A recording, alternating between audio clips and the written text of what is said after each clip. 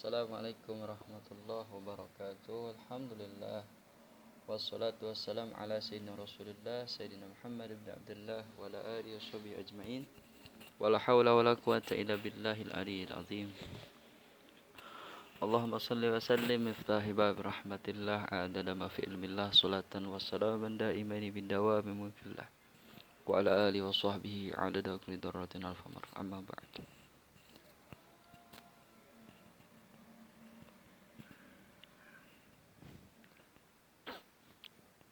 Judulnya yang akan bahas adalah perlukah tes DNA bagi zuriyah Nabi Muhammad SAW dan zuriyah Bani Wali Songo.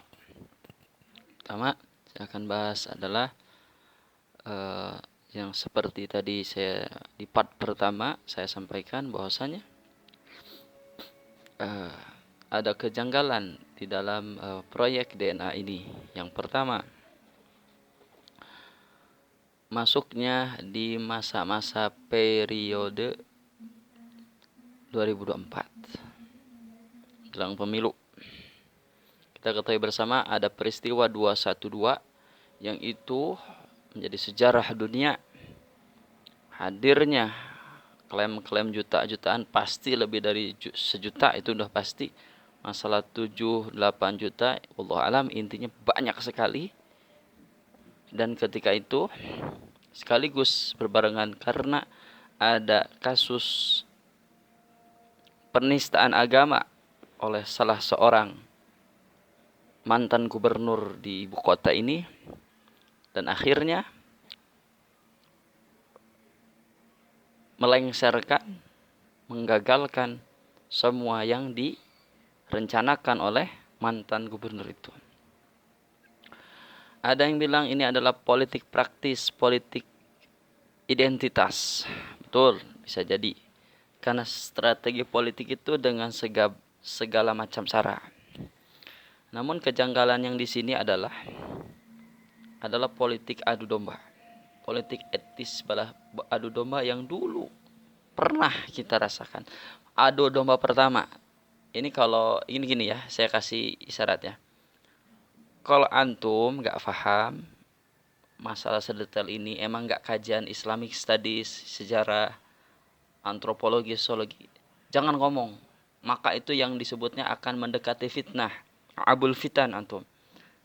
Ya, jadi saya bilang orang yang pro Ba'alawi atau kontra Ba'alawi, kalau gak paham jangan ngomong gini-gini lah, janganlah. Saya sarankan lah, karena akan bikin kisruh.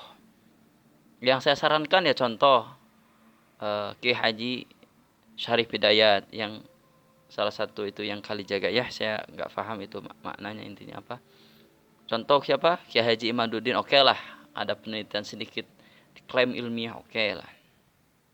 Terus Raden Fakih Sunan Ampel, oke, kajian ini boleh buat mereka itu boleh. Tapi kalau Gus Fuad belum layak, karena belum ada penelitian masalah kajian Islamic Studies ya. Intinya belum melakukan seluas mereka semua. Saya tahu itu 3 orang itu saya tahu. Kalau buat saya bukan lagi dianjurkan, wajib, karena kajian saya 8 tahun Islamic Studies. Sejarah kebudayaan Islam, humaniora, dan saya nggak akan membuat kisruh ini suasana. Saya membuat satu metode. Apakah relevan bahwasanya tes DNA ini kepada dua kabilah itu. Jadi nanti ada part 3 yang terakhir ya, ini part 2 dulu. Jadi ketika adu domba pertama adalah ketika Said Usman bin Yahya, mufti Betawi, yang sangat akrab dengan muallim ulama-ulama Banten. Contoh yang menceritakannya ini bukan kaleng-kaleng, almarhum Abu Ya'uji Turtusi, Tangerang. Beliau bilang perjalanan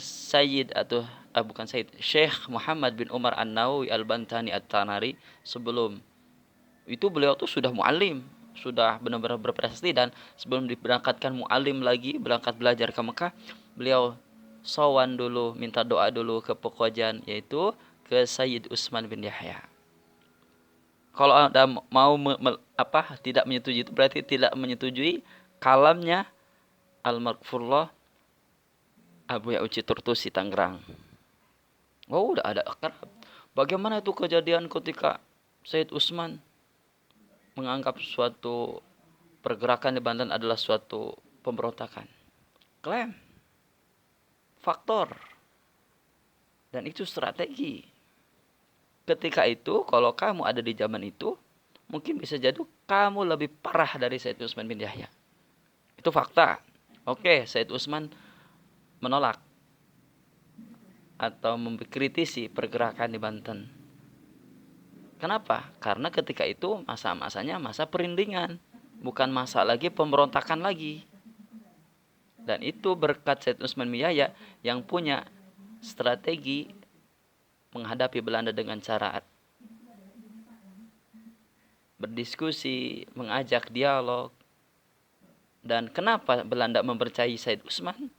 Karena adalah sanad dan jaringan. Kalau yang dijadikan mufti Betawi seorang kiai lokal contohnya, dia tidak punya jaringan luas sampai ke luar negeri.